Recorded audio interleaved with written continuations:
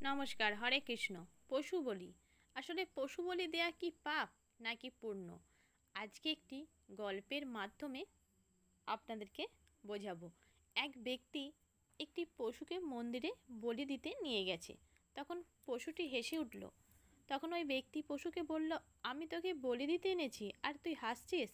তখন পশুটি বলল, আমি এই চিন্তা করে হাসছি যে আমি সারা জীবন ঘাস খেয়ে নিষ্পাপ জীবনযাপন করে এরপর এত কষ্টের মৃত্যু পেতে চলেছি, কিন্তু তুই তো আমার মতো অনেক নিরীহ পশুকে সৃষ্টিকর্তার সামনে হত্যা করে পরম ভক্ত সেজে বীরত্ব দেখাচ্ছিস। তোর মৃত্যু যে কত ভয়ানক হবে। আসল কথা হচ্ছে, আমরা ঈশ্বরকে মনে করি ঘুষখোর অফিসার, তাই গৃহপালিত পশু পাঁঠা, মহিষ, হাঁস বলি দিই নিজের স্বার্থ আদায়ের জন্য। আমি অনেককে জিজ্ঞাসা করেছিলাম কেন এই নিরীহ পশু বলি। অনেকে বলেছেন স্বপ্নে দেখেছেন, কেউ বলেছেন মানত করেছেন।